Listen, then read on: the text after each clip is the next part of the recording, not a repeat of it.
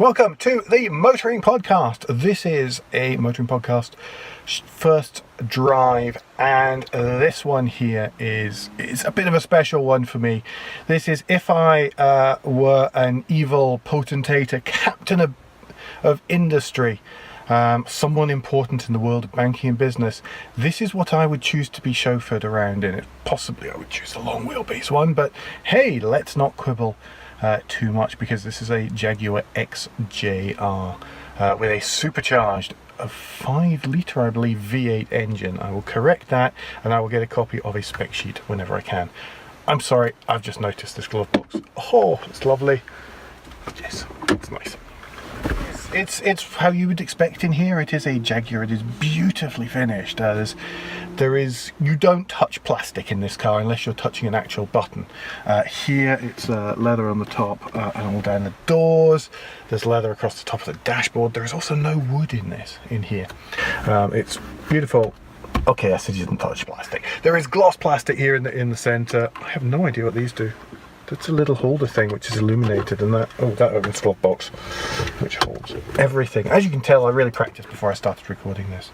The headlining here is suede. It's black suede, dark grey suede, and it's really nice. Really, really nice. So it is awfully hot, so I've got to turn on. Oh, that's refined. Turn it on just to get the aircon running. Let's go around the hill route. Now, of course, this is a ridiculous thing to have on a hill route. This is just not the car for that kind of thing, but it's the closest we've got here today. So, if I have it off, whoops, I need to select a gear. Sorry, remember the gear, the theatrics in here are fantastic. When you start, of course, the gear selector knob rises out the middle, and neutral drive. And of course everything then starts to come to life. Nice animations on this fully digital dashboard in front of me here. I've just set everything auto. There's nothing coming. Away we go.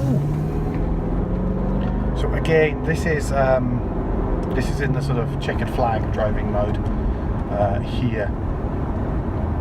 So it's a case of taking it slightly easy, because we've only got a 55-mile-an-hour speed limit here. It's very, very easy to exceed that in this car. Make sure there's nobody on the outside.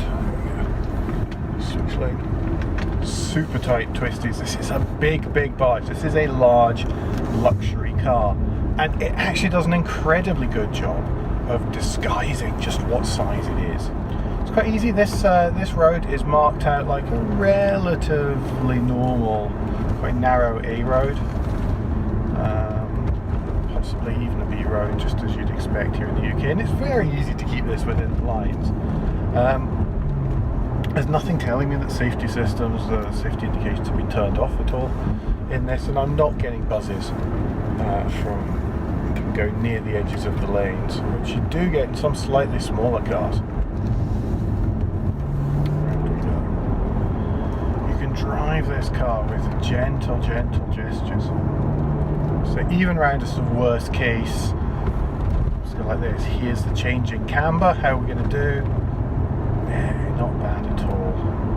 Not bad at all. The length of the wheelbase here, just smoothing that out nicely. Sharp right-hander. Up we go. There we are. We don't have any problem coming back up here. That's the end of 14% gradient, so it's pretty steep, I'm sure you'll agree. At the top, make sure the pheasants aren't in the middle of the road again. We had a fun shock earlier on. Gosh, this is nice. That's the sound, that throb of that V8, and the slight whine of the supercharger, just fantastic. Coming around there, don't show me a red flag, please, mate.